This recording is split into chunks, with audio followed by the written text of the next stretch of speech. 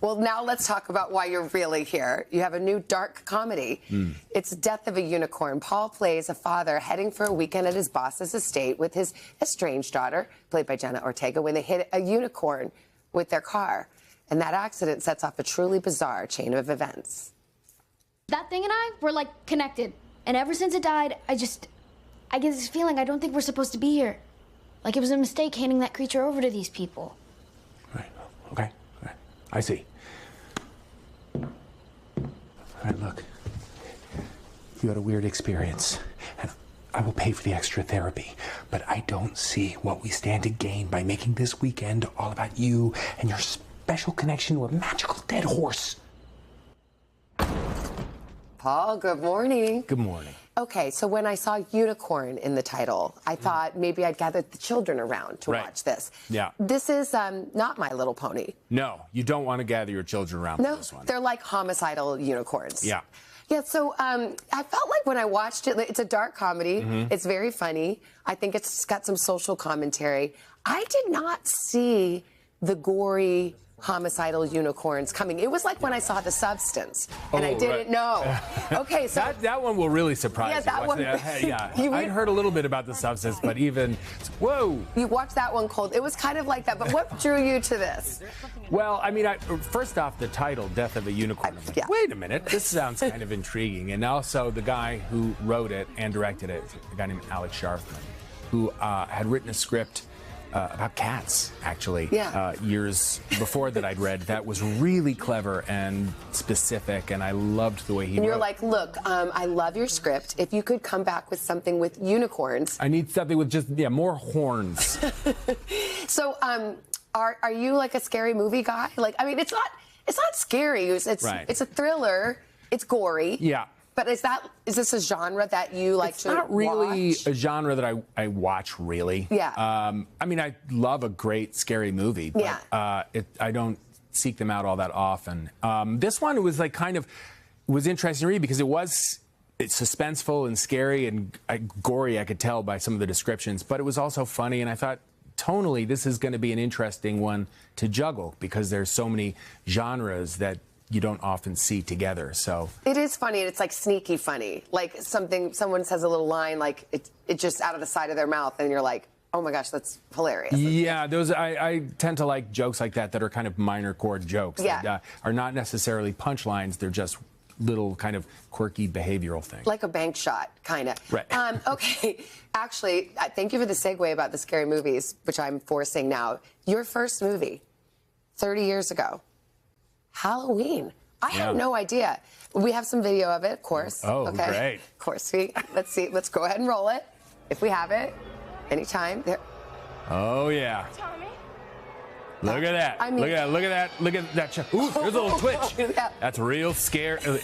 This one was like, I remember, I'm hitting. Look at this. It was coming after me, and I don't know what to. Was that a laugh or was that a scare? There was a lot going on. I know, but you brought a lot too. Tell me about this guy. Yeah, well, that's Tommy Doyle. It's funny because I haven't seen this in a while. The little thing there. Yeah. Right out of acting school. Yes, that's what I was going to say. I'm like, tell me about this Paul Rudd, this guy. It was Halloween. It was the 6th. It was the very first movie I ever did. Oh, so it wasn't the first Halloween. It was your first Halloween. It was my first Halloween, but it was the 6th one. Oh, okay. Which, if you hadn't seen the first 5, you were probably lost in the storyline.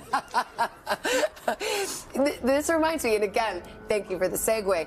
When I think about some of your big movies, and we've actually talked about this. I think the last time we were here, we talked about Clueless and how much I love it. And then I was like, you should do a new one, like even more Clueless. Like, what movies of yours would you like to see rebooted, since we're in that kind of moment in Hollywood where everything gets a reboot? Everything gets a reboot? I don't think I need to see anything rebooted.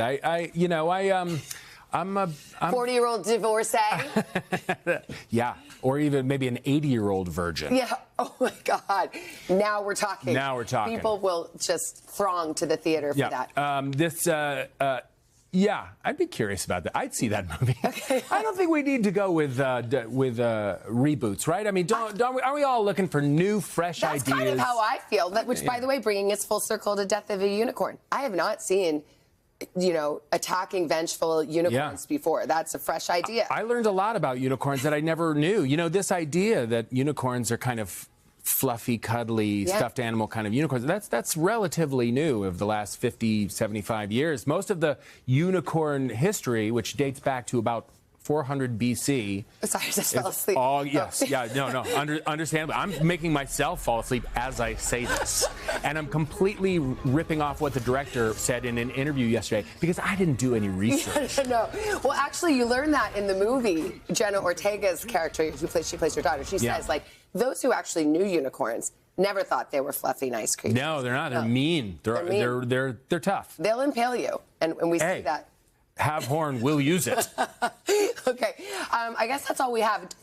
I just want you to acknowledge that I've gone through this whole movie and I didn't ask you anything about Avengers.